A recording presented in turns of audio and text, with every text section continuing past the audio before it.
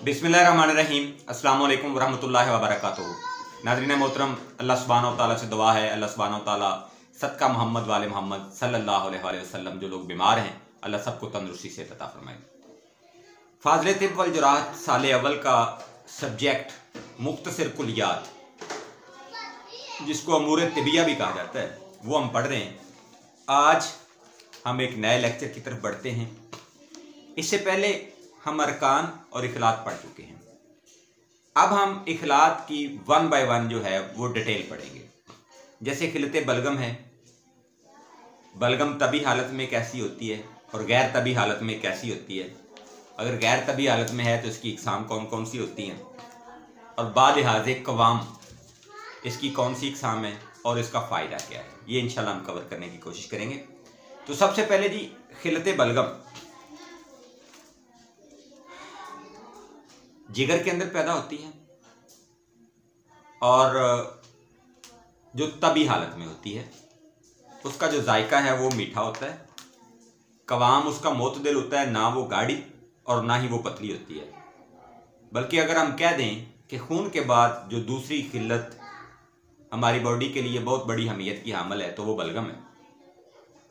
वैसे तो सुफरा और सुदा भी ज़रूरी है। अगर हम बात करें क्वांटिटी के लिहाज से, यानी हमारी बॉडी के अंदर सबसे ज़्यादा खिलते खून पाया जाता है और दूसरे नंबर पर खिलते बलगम पाया जाता है, तीसरे नंबर पर सुफरा और चौथे नंबर पर सुदा पाया जाता है। तो ये तो था जी तभी बलगम।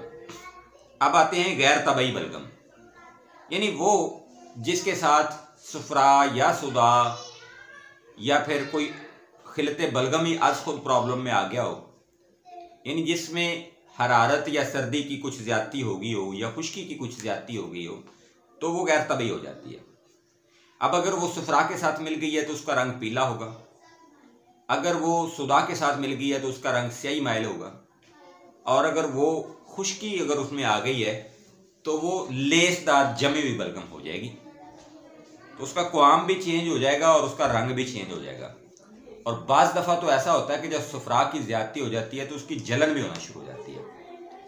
तो ये बलगम गैर तबई होता है जी। अब इसमें डिपेंड करता है कि कौन सी खिल्लत जो है वो साथ मिली है, या फिर यहाँ पे अगर हम बात करें गर्मी, सर्दी या खुश्की या तरी की, तो उनके साथ क्या रिएक्शन हुआ है। इकसाम बलगम गैर तबी, तो सबसे पहले जी मज़ा, यानी टेस्ट, स्वाद, जायका, उसके हवाले से हम देखते हैं। नमकीन बलगम हमेशा सुफरा की ज़्यादती से पैदा होती है।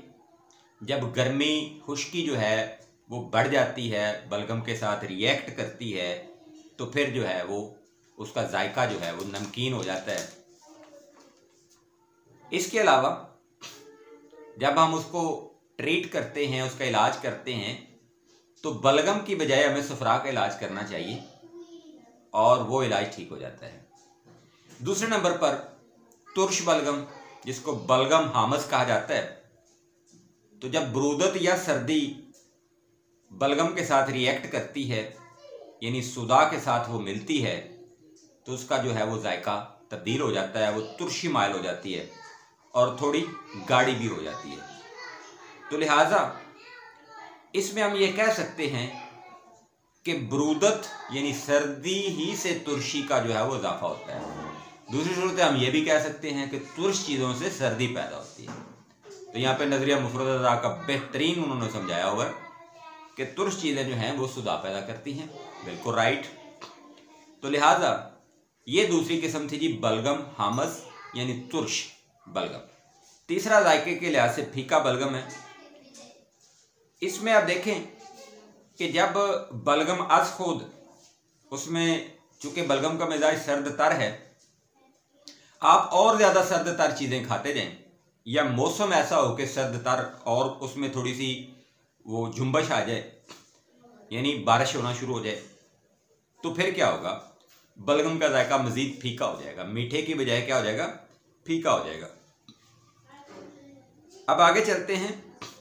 बालिहाज़े कवाम, बलगम की इकसाम बालिहाज़े कवाम, यानी कवाम के लिहाज से जो बलगम है वो कितनी किस्मों की हो सकती है। आपने अमूमन देखा होगा कि लोगों को नज़ला या बलगम होता है और उनकी बॉडी के अंदर भी उसके असरात होते हैं।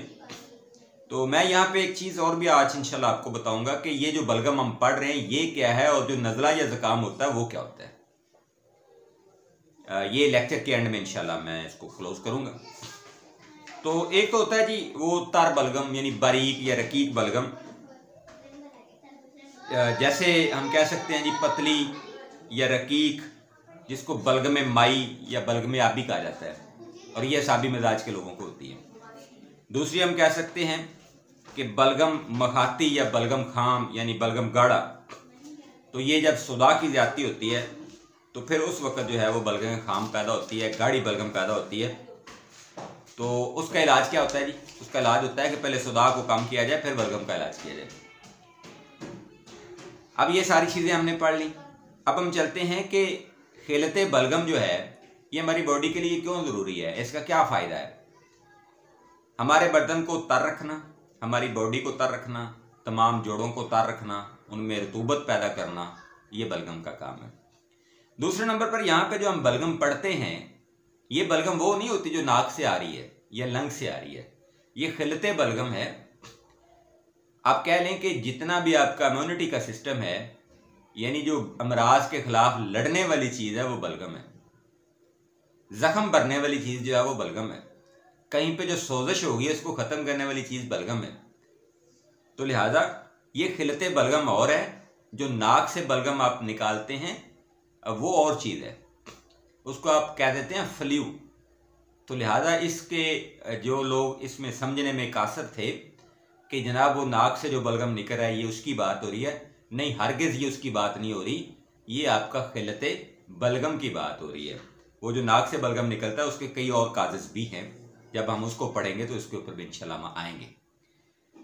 अच्छा, दूसरे नंबर पर जनाब हमारी बॉडी के अंदर जो जो जगह पे रगड़ का अमल होता है वहाँ पे ये जो रतूबत है यानी खिलते बलगम है वहाँ पर पहुँचती है और उसकी रगड़ की जो कुव्वत है या रगड़ की वजह से नुकसान जो होना है उसको ख़त्म करती है।